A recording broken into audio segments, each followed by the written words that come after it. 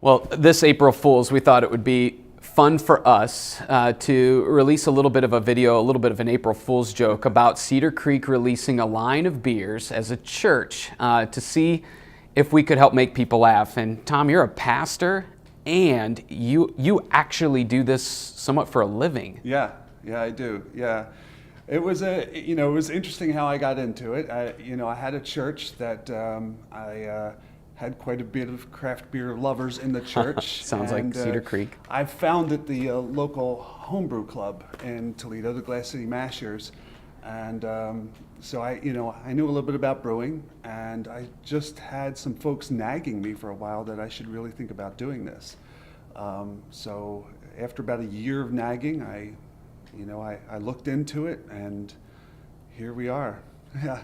It's amazing. So one of the things that I think our team who's been down here finds fascinating is not only is microbrew popular today, when you look back throughout church history, you see elements of this that go way back. Talk about some of that. Yeah, I mean, some of the best beers in the world are made by monks still to this day. The Westfalen 12, which is a Belgian beer, is considered by many to be the best beer made in the world, and it's made by monks.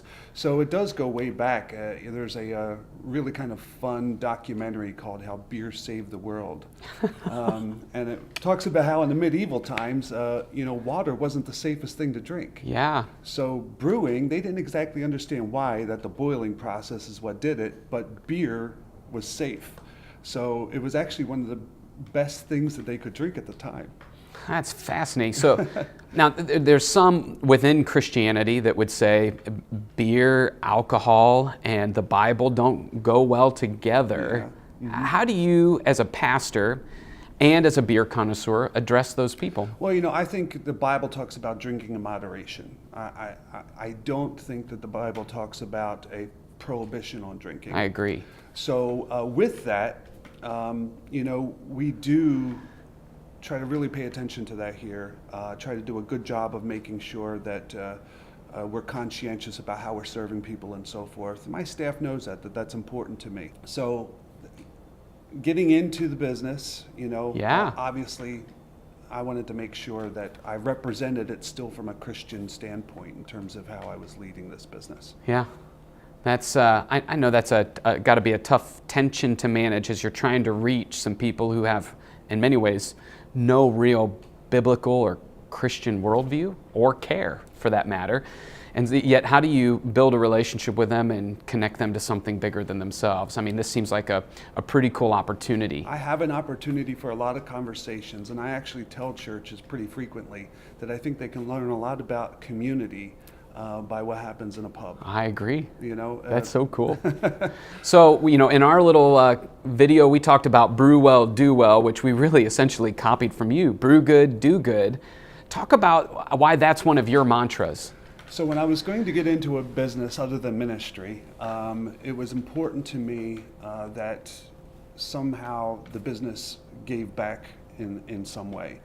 I think probably a lot of folks at Cedar Creek would know Patrick Lancioni from the leadership summits. In one of his books, The Advantage, and I've read most of his books, in one of his books called The Advantage, he has this line where it says, every organization should exist to make the world a better place for some group of people. And so we kind of took that and we applied that to this business and said, if we were going to be here, we didn't want to be here just for the purpose of making beer or making money, but to make the world a better place around us also. Yeah. So we've done a number of things, in terms of both my staff actually going out and volunteering time, doing charitable work within our organization. It's a big part of who we are. Yeah. So you're situated in a city that really matters to us at Cedar Creek, right downtown Toledo. Talk a little bit about your credentials and the location you've decided to operate out of. Yeah, so let me start with the location. We're in a building that was built in 1874, and it has sat empty prior to our moving in 2015 for 40 years. 40 years. So, but we're seeing life come back to the downtown area, and that was really important to us. We wanted to be a part of that downtown revitalization. And so, we're really happy and proud of the fact that we were able to bring life to a building that had sat empty for so long. And it's really a gorgeous structure. It's sweet. Beautiful bones. Yeah. It really does.